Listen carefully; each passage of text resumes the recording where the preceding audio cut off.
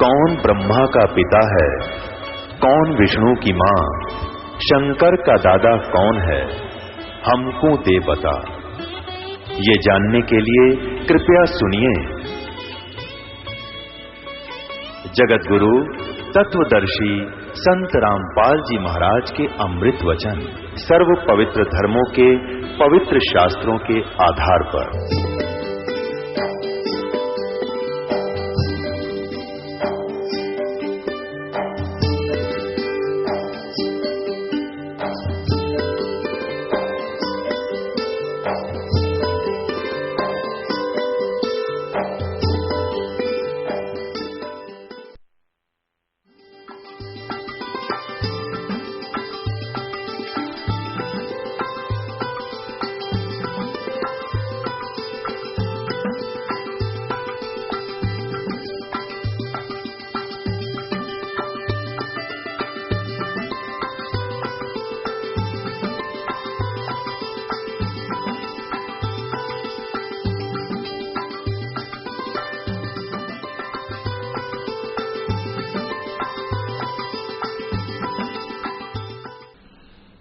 पूर्ण ब्रह्म, परम अक्षर ब्रह्म, सारी सृष्टि के रचनार कबीर परमेश्वर जी की असीम कृपा से आप जी ये सत्संग सुनने के लिए पहुंच पाए।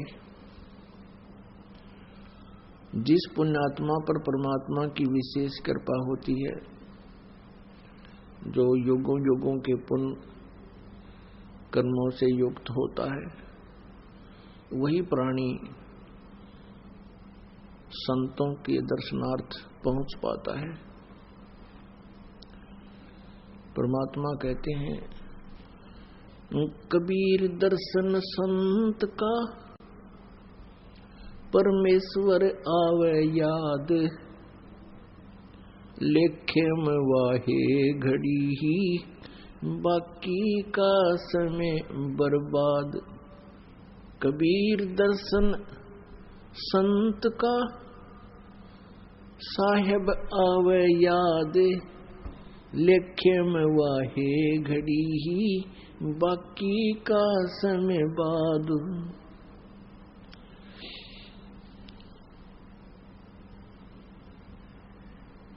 परमात्मा बताते हैं कि जब आप संतों के पास जाते हो, संत के दर्शनार्थ पहुंचते हो, तो वहां भगवान की याद दिलाई जाती है। कबीर दर्शन संत का मुख पे बसे सुहाग, और दर्श उन्हीं को होत हैं जिनके पूर्ण भाग। परमात्मा कहते हैं, सूता संत जगाइए, सूता संत जगाइए, वो करे राम का जाप। ये तीनों सूते भले हैं, संग साकट और सांप। परमात्मा कहते हैं, साधु संत भक्त को यदि आप सूता जगाते हो तो शुक्र मनाता है, क्योंकि साधु संत मजबूरी में नींद लेते हैं। सिमरन करते करते भी उसकी आंखें लग जाती हैं, निंद्रा आ जाती है, उसको भी वो बुरा मानता है, और उसको कोई उठा देता है, जगा देता है किसी कारणवश भी, तो वो उठते ही बोलेगा, सत साहेब सत साहेब सत साहेब भाई, सत साहेब बच्चा। जो साकेट होते हैं, जो परमात्मा के आसपास भी नहीं होते, कोरी कुबद घुमाते हैं, भक्ति स्वयं करते नहीं, दूसरों को बाधा पहुंचाते हैं, यदि उसको आप सुत्ता उठा दोगे, मनमाना चार गाली सुनावे, और यदि आप सांप ने सुते हुए को छेड़ दोगे तो उठ दे डंक मारे, यदि सिंह को छेड़ दोगे शेर को तो वो पाड़ खावे। तो इसलिए परमात्मा कहते हैं कि सुत्ता संत जगाइए। वो तो शुक्र मनाओगा साधु भक्तों, अकबाई चौखा नींद आ गई थी, और उठते ही राम का नाम स्वयं भी लिया और सामने वाले को भी सुनाया। कहते ये तीनों सूते बोले संग साकट और सांप, इन्हें नहीं छेड़ने कम्या न पड़े रहने दे। कबीर आप राम कहे ओरा राम कहावे, जिस मुख नाम न उचरे है ता मुख फेर कहावे। अब जैसे विशेषकर हिंदू धर्म में सुबह सुबह कोई चलते फिरते रास्ते में कोई मिलता है तो क्या कहते हैं, राम राम। तो सामने वाला 4 बार बोलेगा राम राम राम राम भाई राम राम। अब एक तो उसने याद दिवाई, फिर वो भी अगला 2-3 बार बोला तो याद रहेगा वो परमात्मा का, उसकी याद ताजा हो जाती है। अब जैसे हम बोलते हैं सत साहिब, तो दूसरा भी कहता सत साहिब जी, सत साहिब भाई, सत साहिब भगत जी। तो इस प्रकार कहते हैं कबीर आप राम कहे ओरा राम कहावे, और जा मुख राम ना ऊंच रहता मुख फेर कवावे। जैसे किसी ने ना सुना वो सत साहिब बोल दी, फिर बोल सत साहिब जी, सत साहिब भगत जी, सत साहिब भाई। फिर वो कई बार बोला हाँ भाई सुना नहीं मैंने, सत साहिब। तो ये इस तरह के जो कोड वर्ड बना रखे थे संतों ने, ये कोई मिथ्या नहीं थे, क्योंकि परमात्मा की याद बनी रहना भी उसका मेडिटेशन होता है। ये संत मते का मेडिटेशन है। परमात्मा का ध्यान बना रहे तो आप यहाँ सत्संग में आते हो, 2 दिन पहले आपका मेडिटेशन विशेष शुरू हो जाता है। कैसे हो जाता है? कईयों का तो 1 हफ्ता पहले शुरू हो जाता है। जैसे किसी ने तो अपनी छुट्टी की एडजस्टमेंट करनी होती है, तो कई दिन पहले तो सोचने लगे है कैसे छुट्टी मिलेगी, कैसे होगा, सत्संग में जाना कंपलसरी। तो वो हो गया मेडिटेशन शुरू, भगवान की याद विशेष बनती है। ऐसे ही जैसे किसी घर में किसी ने एक ना नाम ले रखा, 3-4 नाम ले नहीं रखा, तो उसने जिसने उपदेश ले रखा उसको तो पता लग गया कि भाई यह हाजरी वहां नहीं लगी तो सारा यहाँ की हाजरी व्यर्थ है। फिर तो वो क्या करता है, कई दिन पहले घर वालों के साथ एक विशेष तरीके से डील करता है। सब नाराजी बोला है, काम को अपने कार्य को भी शीघ्र करता है, और ये सोचता है कहीं कोई चलते समय घर का सदस्य बाधा ना कर दे, यह चिंता विशेष रहती है। तो इस प्रकार जो आप यहाँ पहुँचते हो परमात्मा के दरबार में, वो बहुत ही पुण्यकर्मी प्राणी होते हैं। आपके पुण्य कर्मों की कोई गणना नहीं कर सकते, इसका कोई एस्टीमेट नहीं लगा सकते। आज के घोर कलयुग में आपको परमात्मा की चाह, और परमात्मा की चाह वाली पुण्यात्माओं की कमी नहीं, और भी बहुत हैं, लेकिन उनको मिला नहीं है वो सतमार्ग, सच्चा राह नहीं मिला। तो पुण्यात्माओं, आपके ऊपर मालिक ने कलम तोड़ रखी है। मनुष्य जीवन और ये प्राइम टाइम जो भक्ति का बैन उठा दिया भगवान ने, उन सब मंत्रों को सार्वजनिक करने का, मूल ज्ञान को अब सार्वजनिक करने का परमात्मा का आदेश है। ये पहले छुपा रखा था, जो आज तक हम तक नहीं पहुंच पाया, परमात्मा ने इसलिए गुप्त रखा था कि इन अज्ञानियत बेराना जो काल के प्रेरित ऋषि, महर्षि, संत, मंडलेश्वर, ब्राह्मण, पंडित, पांडे, और ये रोज वेद पढ़े, नित्य पाठ गीता जी का करें, स्वाध्याय करते हैं और पुराणों की गठड़ी बांधे फिरें, इन कह का पता नहीं। इसलिए यदि ये ज्ञान पहले डिस्क्लोज हो जाता, आज से 50-100 वर्ष पहले, 200 वर्ष, 600 वर्ष पहले, तो ये नकली संत पंथ वाले भी इसी ज्ञान का ढोल पीटते हुए मिलते, मुनादी करते पाते।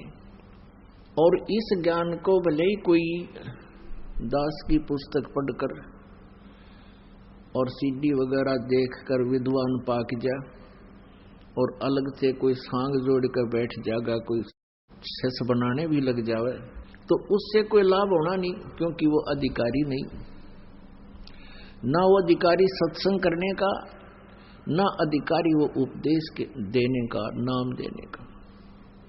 तो जिस कारण से उनसे ये ज्ञान सुनना भी व्यर्थ, उनसे उपदेश मिल गया तो भी जीवन व्यर्थ, क्योंकि वो अनधिकारी है। अपने आत्माओं एक ड्राइविंग लाइसेंस भी बनाना पड़ता है, उसमें भी कंपिटेंट अथॉरिटी के साइन होने चाहिए तब वो चले। और हमने जीवन का सौदा करना, अरे डुप्लीकेट बनवाए फिर हम लाइसेंस, ये नाम लिए फिर नकलियों से, तो जीवन व्यर्थ हो रहा आपका। लेकिन ये कब पता चलेगा? जब इसका निरीक्षण होगा।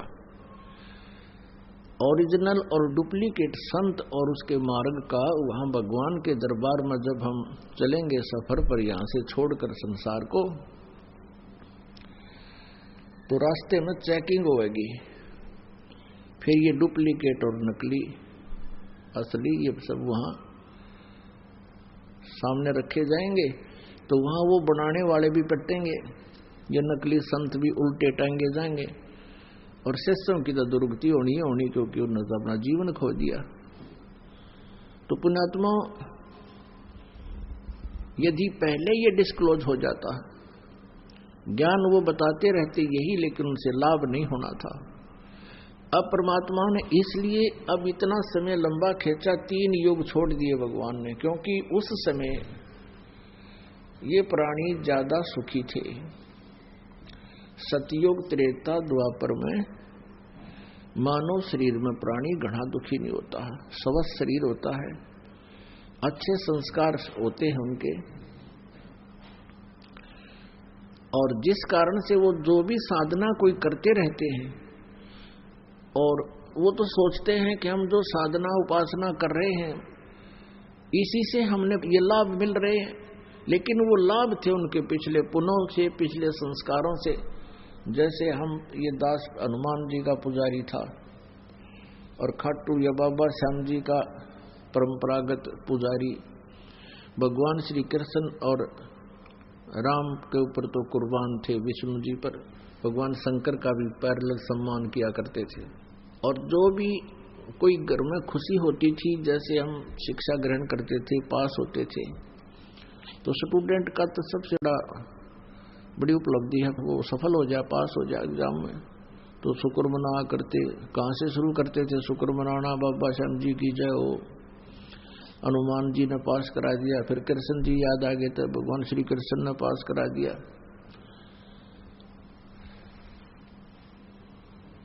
फिर जैसे सर्विस प्राप्त हुई तो भगवान विष्णु की बाबा श्याम जी ने, यानी भगवान शंकर ने बड़ी दया कर दी। और छोटी मोटी पूजा भी हम करते रहते थे, हनुमान चालीसा करते थे, और ये कई मंत्र से भी जाप करा करते थे, ओम नमः शिवाय आदि के। जो भी सुन गया उसका रड़का, जो भी मंत्र किसी ने सुन लिया उससे का रगड़ा ला दिया करते थे, क्योंकि ज्ञान था ही नहीं। और हम ये सोच रहे थे कि जो साधना हम करते इससे ये भगवान हमें लाभ दे रहे हैं, हमारी इस पूजा से लाभ हो रहा है। हनुमान जी का व्रत रखते थे मंगलवार का, इष्ट धामों पर जाते थे। अब इस भगवान के तत्व ज्ञान की रोशनी से पता चला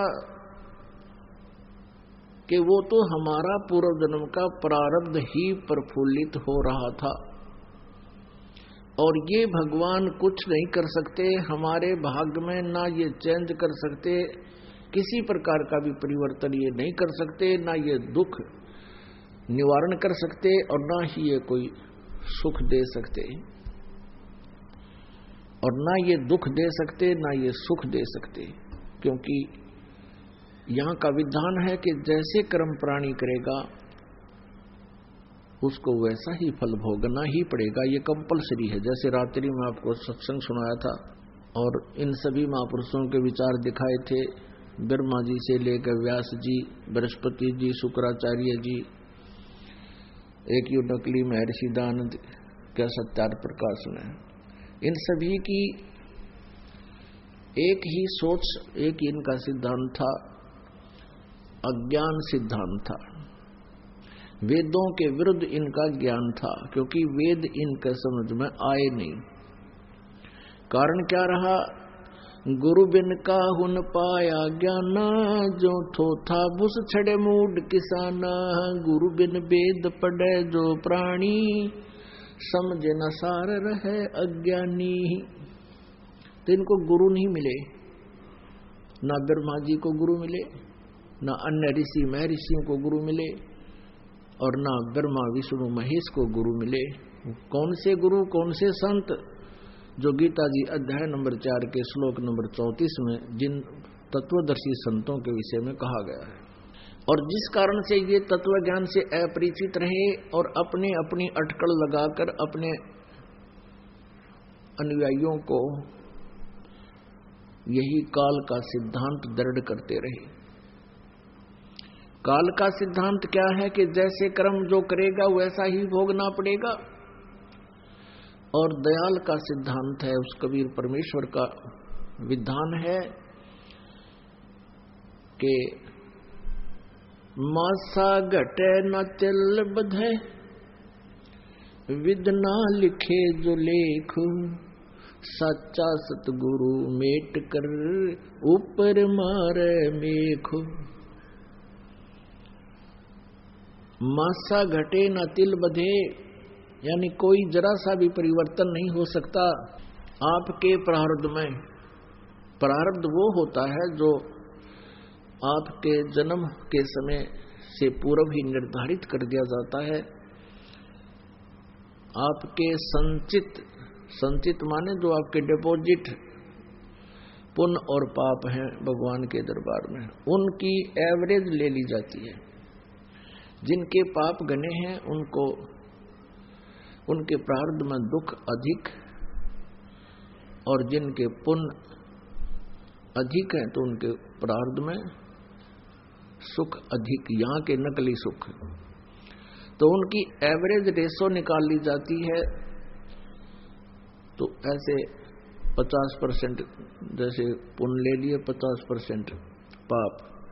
अब पाप हैं अरबों खरबों और पुण्य है 20-30। तो 20-30 के जो पुण्य है वो 50% 10 हो जाएंगे। अरबों खरबों का 50% लेना पड़ेगा, फिर उसी एवरेज रेशो में बांटना पड़ता है।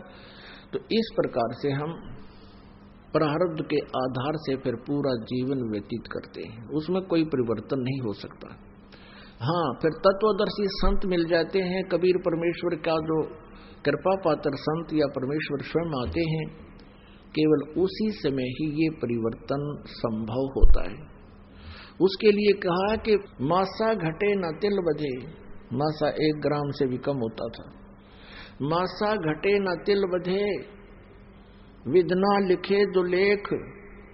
और सच्चा सतगुरु मेट कर ऊपर मार दे मेख। मेख मीन फॉरएवर खत्म कर दे आपके उन प्रारब्ध के अंदर संकटों को, जो पाप आपकी किस्मत में लिखे हुए थे उनको क्रॉस कर दे और फॉरएवर साइन मार दे कि अभी तूने नहीं भोगने होंगे। तो जिस कारण से हम वो तत्वदर्शी संत ना मिलने से ये सभी ऋषि महर्षि ब्रह्मा विष्णु महेश तक विचलित रहे। इनको आज तक भगवान का पता नहीं परमात्मा कौन है।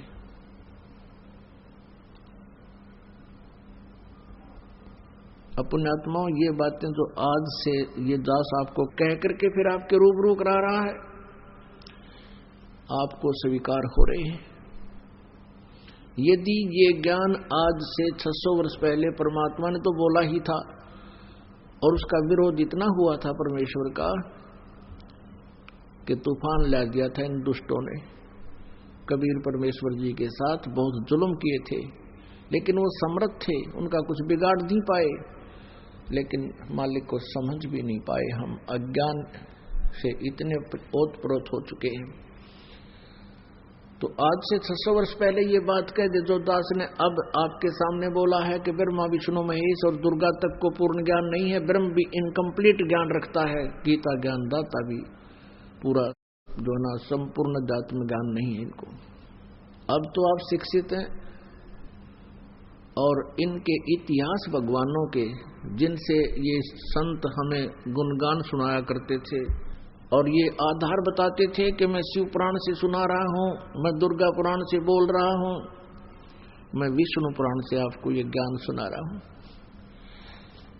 तो हमारे पूर्वज जो अशिक्षित थे, संस्कृत भाषा नहीं जानते थे, और ये काल के दूत ये केवल एक संस्कृत भाषा अवश्य जानते थे, लेकिन अध्यात्म ज्ञान से अपरिचित थे। ये गुरु ब्राह्मण जो गुरु पद पर होते हैं वही ब्राह्मण होते हैं, आम व्यक्ति ब्राह्मण नहीं है, चाहे उसने बेसिक फीत ब्राह्मण की ला रखी है। मेरे दादा गुरुजी छावला गांव है दिल्ली में, छावला गांव के जाट थे, किसान, और 15-16 वर्ष की उम्र में वो एक संत, कबीर पंथी संत, गरीबदास जी संत के शिष्य हो गए, घर त्याग कर चले गए।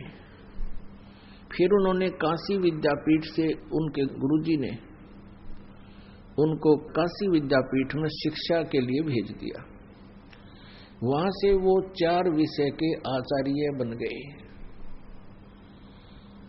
तो उनको पंडित चिदानंद नाम से जाना जाने लगा। जाट होते हुए, किसान होते हुए भी वो पंडित कहलाए। और मेरे पूज्य गुरुदेव जी वो ब्राह्मण जाति से थे, इस परंपरागत ब्राह्मण जाति से।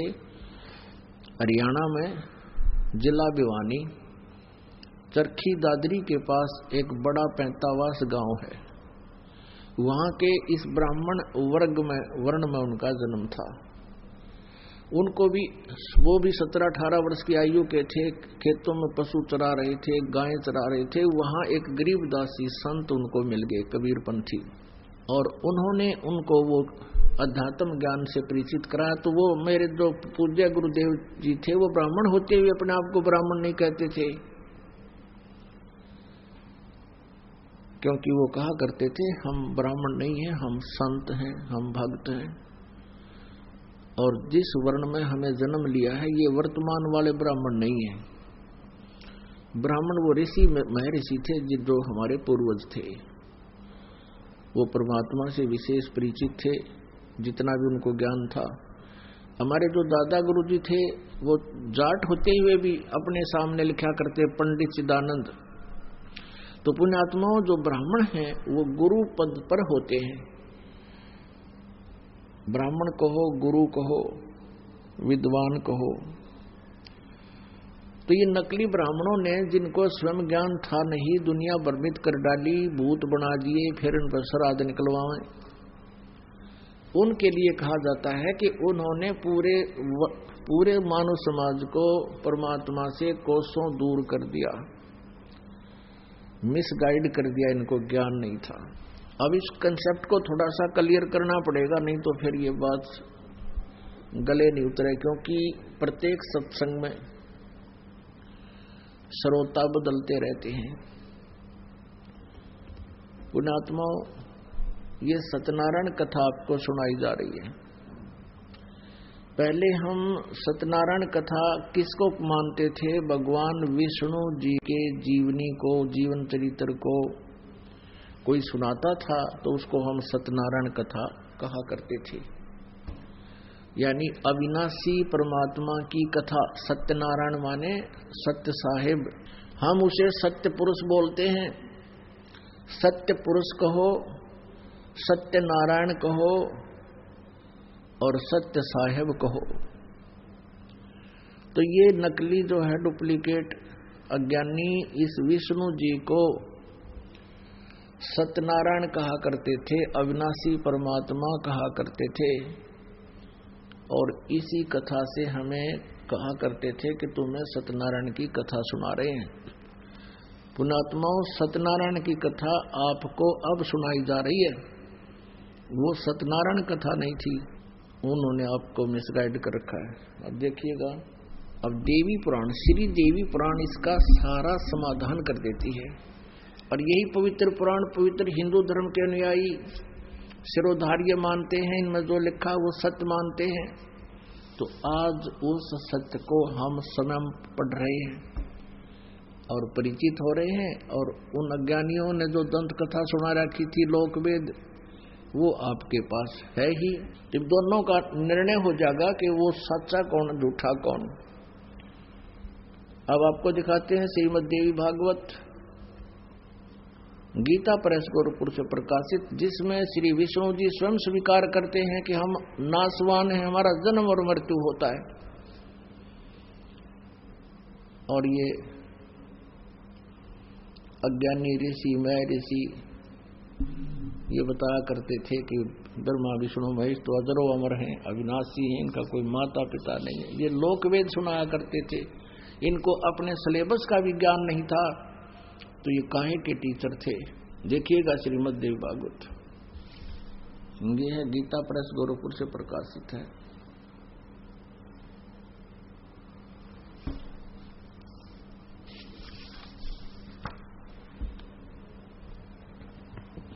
संपादक हनुमान प्रसाद पोदार, चिमनलाल गोस्वामी।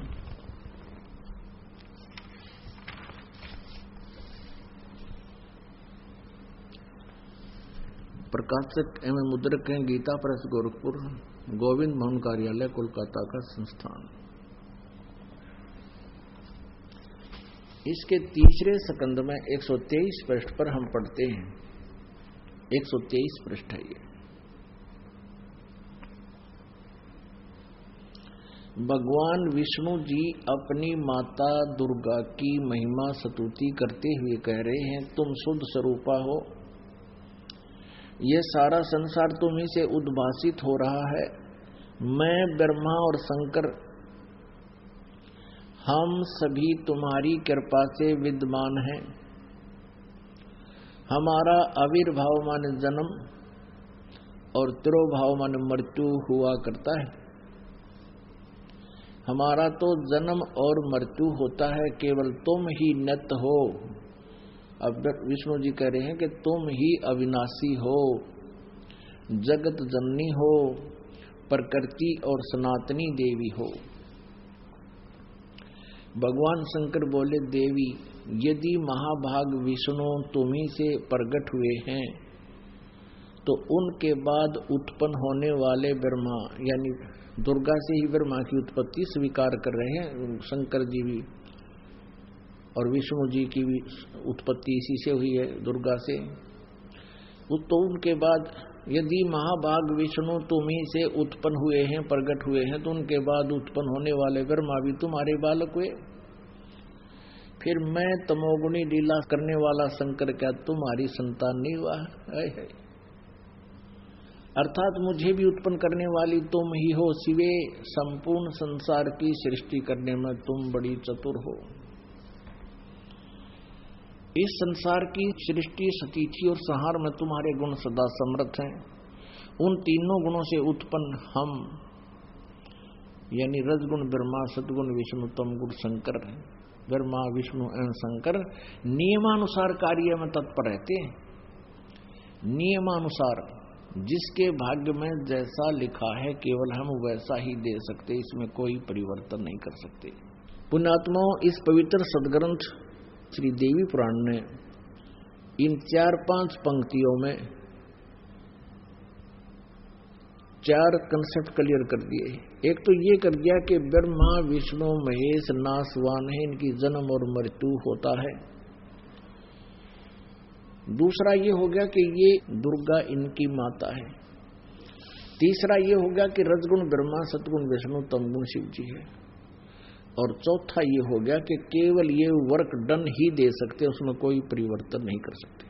अब दूसरा प्रसंग आपको सुनाते हैं, जिस कारण से दास ने ये वचन कहा कि आज तक ना ब्रह्मा जी को आध्यात्मिक ज्ञान, वेदों का ज्ञान, न विष्णु जी को ज्ञान, यानी ब्रह्मा जी से ज्ञान प्राप्त है श्री विष्णु जी, श्री शंकर भगवान शिव जी और अन्य ऋषि महर्षियों को।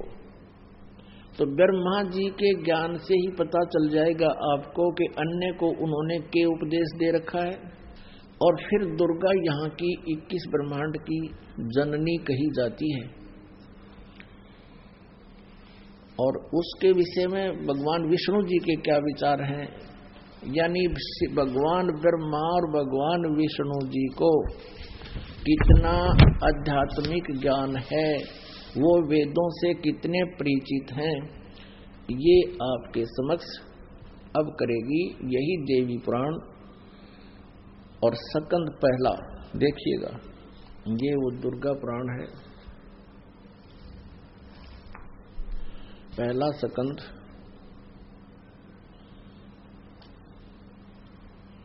28 पृष्ठ पे। नारद जी और व्यास जी का आपस में संवाद हुआ और व्यास जी ने नारद जी से प्रश्न किया कि कौन देव पूज्य है।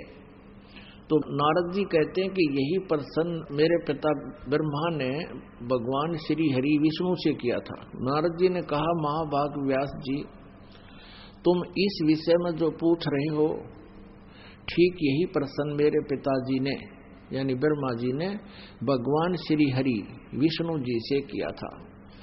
देवा अधिदेव भगवान जगत के स्वामी है। अब देखिए इनकी उआबाई सटदल उआबाई बकदा। अब नारद जी कह रहे हैं कि भगवान विष्णु सभी देवताओं के भी देवता यानी सुप्रीम पावर हैं, सबसे बड़े भगवान हैं।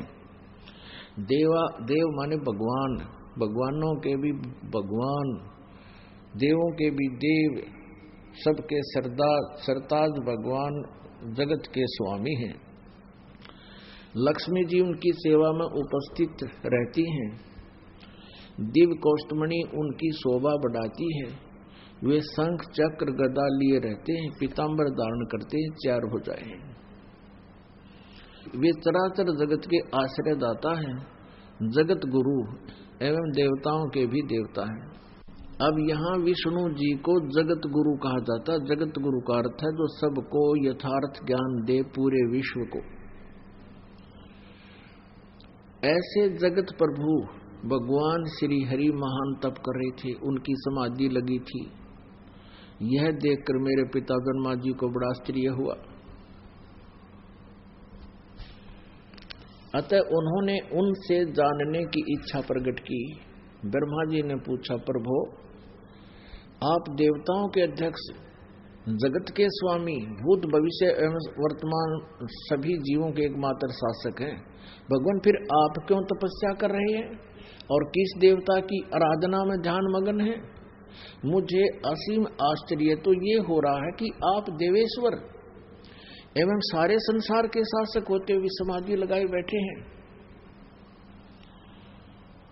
ब्रह्मा जी के विनीत वचन सुनकर फिर भगवान श्री हरि नो बोले, भगवान विष्णु जी लगे फिर प्रवचन करने। अब देखना इनके प्रवचन।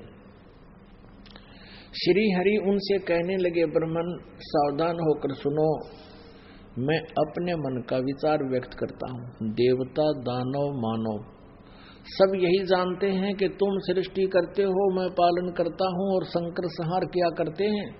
किंतु फिर भी वेद के पारगामी पुरुष अपनी युक्ति से यह सिद्ध करते हैं कि रचने, पालने और संहार करने की यह योग्यता जो हमें मिली है, इसकी अधिष्ठात्री शक्ति देवी है।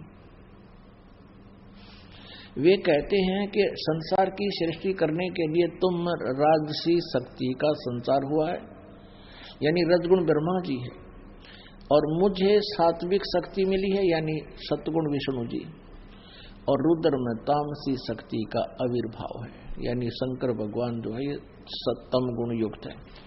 उस शक्ति के अभाव से तुम इस संसार की सृष्टि नहीं कर सकते, मैं पालन करने में सफल नहीं हो सकता, और रुद्र से संहार कार्य होना भी संभव नहीं। ब्रह्मा जी हम सभी उस शक्ति के सहारे अपने कार्य में सदा सफल होते आए हैं। सुवर्त प्रत्यक्ष और परोक्ष दोनों उदाहरण मैं तुम्हारे सामने रखता हूं, सुनो। यह निश्चित बात है कि उस शक्ति के अधीन होकर ही मैं इस शेष नाग की सैया पर सोता और सृष्टि करने के अवसर आते ही जाग जाता हूं। मैं सदा तप करने में लगा रहता हूं। उस शक्ति के शासन से कभी मुक्त नहीं रह सकता। कभी अवसर मिला तो लक्ष्मी के साथ सुखपूर्वक समय बिताने का सौभाग्य प्राप्त होता है। मैं कभी तो दानों के साथ युद्ध करता रहता हूँ। अखिल जगत को भय पहुंचाने वाले दैत्यों के विकराल शरीरों को शांत करना मेरा परम कर्तव्य हो जाता है। और यहां बता दिया अपना आध्यात्मिक नॉलेज सारा इन्हें जोड़ कर दिया श्री विष्णु जी ने। मुझे सब प्रकार से शक्ति के अधीन होकर रहना पड़ता है। ये दुर्गा की तरफ, दुर्गा को कह रहे हैं शक्ति, उन्हीं भगवती शक्ति का मैं निरंतर ध्यान किया करता हूं।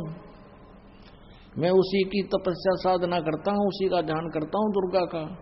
ब्रह्मा जी मेरी जानकारी में इन भगवती शक्ति से बढ़कर दूसरे कोई देवता नहीं। अपने आत्मा इसमें कितने महापुरुषों के आध्यात्मिक ज्ञान का जो है ना आपको पता लग गया। एक तो नारद जी का और दूसरे व्यास जी का।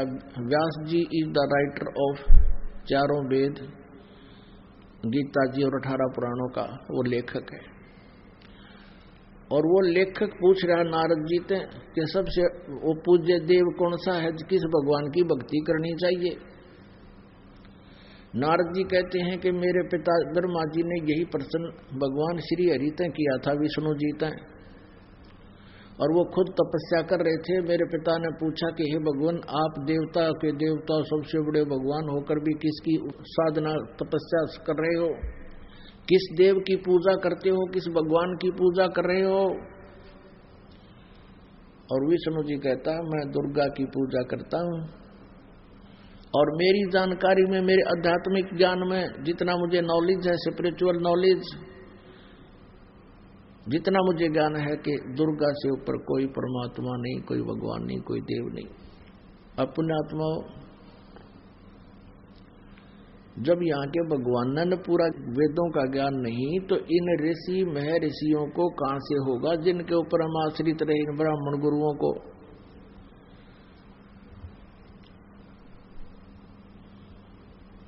जिस अज्ञानता के कारण उन्हें हमारे पूर्वजों को भ्रमित करके शास्त्र विरुद्ध साधना करवा के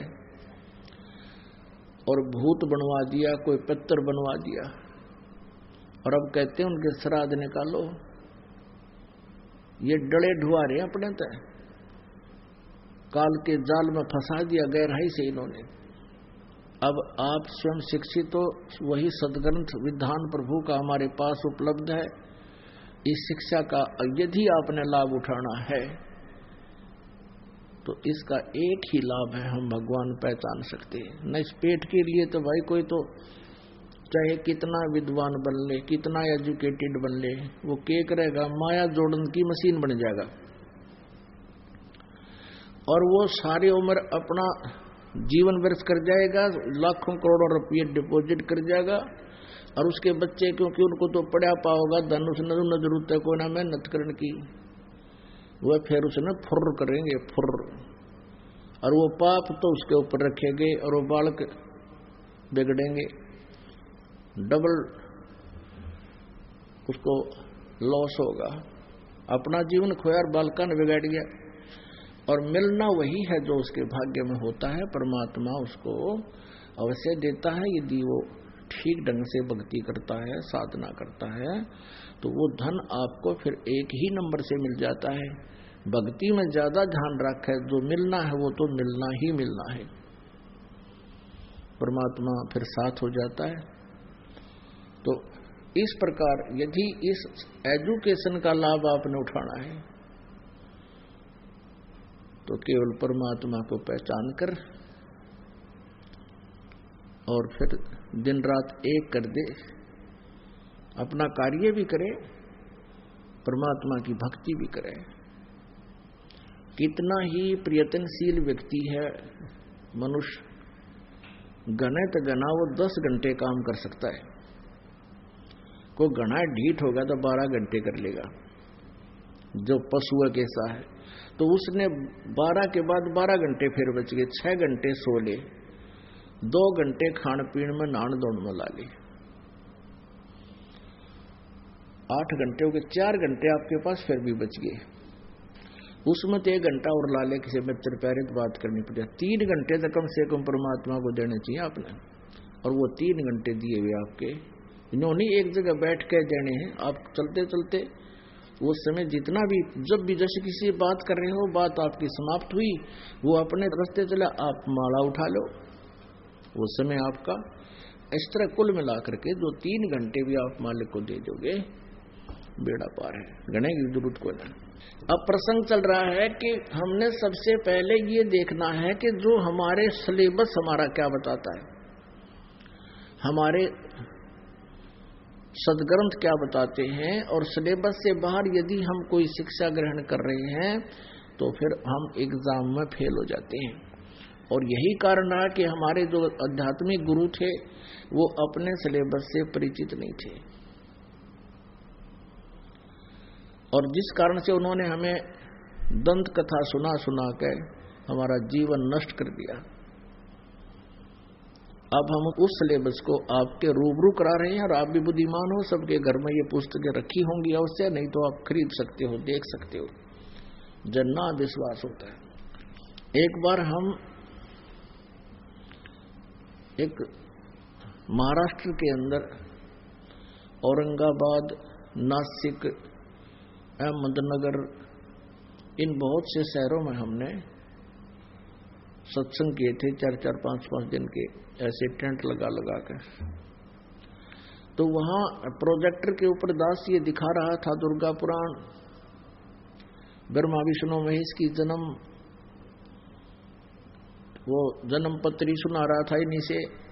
तो 2-3 बूढ़े बुजुर्ग से एजुकेटेड व्यक्ति थे, वो सामने सत्संग सुन रहे थे, प्रोजेक्टर पर देख रहे थे। तो वे क्या कहते हैं कि ये संत जो है कोई षड्यंत्रकारी लगता है, और इसने ऊपर का कवर ये गीता प्रेस गोरखपुर का आप पे बनवा रखा होगा। हम तो इतने दिन हो गए पढ़ते इन पुराणों को, कभी नहीं पढ़ा, कभी देखा नहीं इसमें। तो तीनों हाँ में हाँ मिला रहे, सचमुच ये गड़बड़ है, ये कोई वैसे ही नकली डुप्लीकेट पुस्तक बनवा रखी होगी इसने। तो फिर उन्होंने वो प्रश्न नोट करे, सकंद नोट कर लिए। अगले दिन भी उन्होंने जाके सामने जाके अपने घर पर देखा तो वो तो ज्यों का त्यों मिला। तो वहां एक भक्त बैठा था हमारे साथ गया हुआ, वो उनकी सारी गतिविधि देख रहा था। वो अगले दिन फिर आकर बैठ गए, वो भगत फिर उनके निकट बैठ गया। उसको पता था कि आज तो ये उठे हैं और बैठे हैं, यूं कैसे होगा, ऐसा नहीं हो सकता। हर कल देखिए इनकी स्थिति थी। वो अगले दिन आए और नो बैठे कान बोझ के, और जो भी मैं कहूँ ठीक है रे, ठीक है रे। तो फिर आपस में डिस्कस करते हैं कि भाई हद होगी। एक कहता 70 साल का हो गया मैं, और 15-20 वर्ष का लग गया था इन पुराणों को पढ़ने। आज तक हमारी बुद्धि में भी ना ये बातें जो आज इस संत ने मक्खन सा निकाल के दर दिया, नाम फिर भी नहीं लिया उन्हें बुढ़ला ने, क्यों कर्म बिगड़ गए गणे। तो वो फिर मेरे पास आए, बैठे, बात हुई। मैंने कहा तो आप अपना जन्म सुधारो, दीक्षा ले लो। कि नहीं अब दीक्षा क्या लेंगे, अब तो उम्र बहुत बीत गई है। अब तो वो साधना करते करते जीवन ही चला गया, फिर उस साधना का क्या होगा। उनको बहुत से उदाहरण देकर समझाने की चेष्टा भी की कि जैसे कोई कुमार्ग पर जा रहा है, आपने यहां बरवाला से दिल्ली जाना है और आप जान लग रहे हो सिरसा या लुधियाना को, और आप लुधियाना साइड में 100 किलोमीटर चले गए और वहां जाकर आपको पता चला कि हम तो दिल्ली के विपरीत दिशा में आ रहे हैं। तो क्या करना चाहिए? तुरंत मुड़ जाना चाहिए, अविलंब वापस हो जाना चाहिए यदि जरा सी भी बुद्धि रखते हो। और आप कह रहे हो कि अब क्या होगा हमारी 60 वर्ष की साधना का, 20-40 वर्ष की साधना का, वो साधना ही नहीं है, वो तो कुमार्ग पर जा रहे हो आप। अब भी मुड़ जाओगे तो भी लाभ होगा, लेकिन मुड़े तो वो ना जिसकी भांग उतर जाएगी। उनका सबका भांग प्यारा किया काल ने। कबीरी माया अटपटी सब गट आण अड़ी, और किस किस ने समझाऊं या कुआ भांग पड़ी।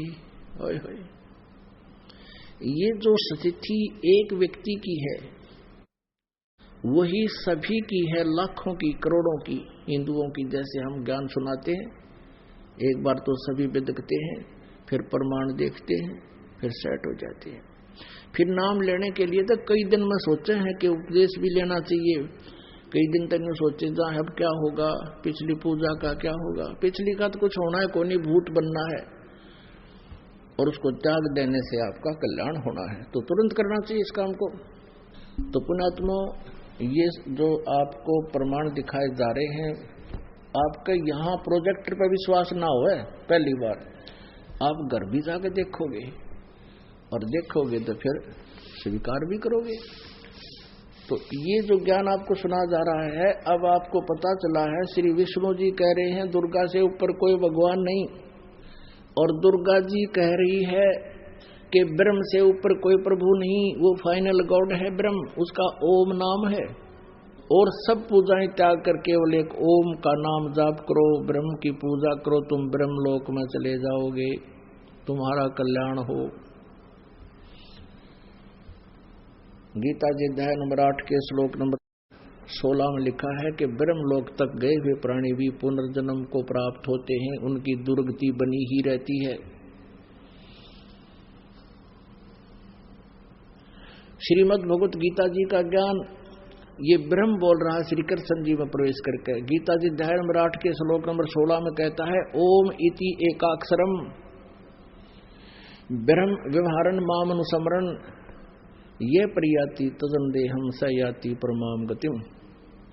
मुझ ब्रह्म का एक ओम अक्षर है, नथिंग एल्स, ओम इति, बस यह एक अक्षर का एक अक्षर है ओम, मुझ ब्रह्म का उच्चारण करके सिमरण करता हुआ यह प्रयाति तजन देहम, जो शरीर छोड़कर जाते हुए भी इसका सिमरण करता हुआ जाता है, स याति परमाम गतिम, वह ओम से मिलने वाली परम गति यानी अंतिम उपलब्धि जो ओम के जाप से है, वो ब्रह्मलोक प्राप्ति है। और ब्रह्मलोक पर्यंत भी गए हुए प्राणी जन्म और मृत्यु में रहते हैं, उनको परम शांति नहीं हो सकती। जब तक प्राणी जन्म और मृत्यु में है, उनको परम शांति नहीं हो सकती, उनको सुख नहीं हो सकता। अब गीता ज्ञानदाता ब्रह्म है, श्री कृष्ण में प्रवेश करके बोलता है ये काल है। ये कहता है कि चौथे अध्याय के 5वें और 9वें श्लोक में, अर्जुन तेरे और मेरे बहुत जन्म हो चुके, तू नहीं जानता मैं जानता हूं, मेरे कर्म और जन्म अलौकिक हैं। गीता जी अध्याय नंबर 2 के श्लोक 12 में गीता ज्ञानदाता कहता, अर्जुन तू ये ना समझे कि तू मैं और ये राजा पहले नहीं जन्मे थे और आगे ना जन्म होगा, हम आगे भी जन्मेंगे, पहले भी जन्मे थे। गीता जी अध्याय नंबर 2 के श्लोक नंबर 17 में कहा कि अविनाशी तो उसको जान जिसको मारने में कोई सक्षम नहीं है, और जिस परमेश्वर ने सारे ब्रह्मांडों की रचना की है। इसलिए गीता जी अध्याय नंबर 15 के श्लोक नंबर 1 से लेकर 4 तक कहा है कि जब तत्वदर्शी संत होगा वो उल्टे लटके हुए संसार रूपी वृक्ष के सभी विभाग बता देगा, तना कौन है, डार कौन है, मूल कौन है और शाखा और पत्ते क्या है। उस तत्वदर्शी संत जो चौथे अध्याय के 34वें श्लोक में जिसका वर्णन किया है कि उसको तत्व ज्ञान परमात्मा पूर्ण परमात्मा की जानकारी तत्वदर्शी संतों से समझो पूछो, उसकी पहचान बताई है 15वें अध्याय के एक मंत्र में। फिर चौथे श्लोक में कहा है कि उसके पश्चात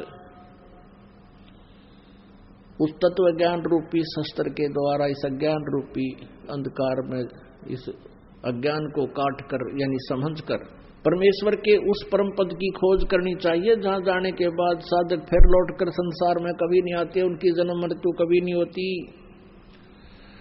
और जिस परमेश्वर से इस संसार रूपी वृक्ष की प्रवृत्ति विस्तार को प्राप्त हुई है, अर्थात जिस परमेश्वर ने इन सभी संसार को रचा है, सभी ब्रह्मांडों की रचना की है।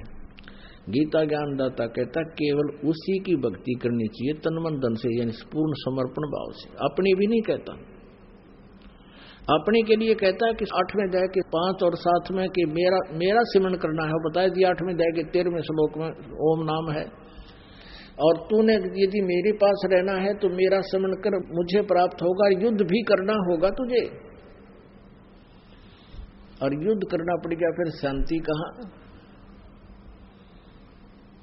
गीता जी अध्याय नंबर 18 के श्लोक नंबर 62 में कहा कि अर्जुन, इसलिए तू सर्वभाव से उस परमेश्वर की शरण में जा, जिसकी कृपा से तू परम शांति को और सनातन परम धाम को प्राप्त होगा, यानी तेरा फिर जन्म नहीं होगा, तेरी मृत्यु नहीं होगी। उसके लिए उसने कहा कि तत्वदर्शी संत से पूछो। 17वें अध्याय के 23वें श्लोक में सच्चिदानंद घन ब्रह्म कहते हैं, ओम तत्सत इति निर्देश है ब्रह्मणे त्रिविध समर्थ है। ब्रह्मणे माने सच्चिदानंद घन ब्रह्म। गीता जी अध्याय नंबर 8 के श्लोक नंबर 1 में अर्जुन ने पूछा, प्रभु आपने गीता अध्याय नंबर 7 के श्लोक 29 में 29 में कहा है कि जो प्राणी उस तत्ब्रह्म से परिचित है, संपूर्ण अध्यात्म से परिचित है और सब कर्मों से परिचित है, वह केवल जरा और मरण से ही छूटने का प्रयत्न करते हैं, यहाँ की किसी वस्तु के चक्कर में नहीं पड़ते।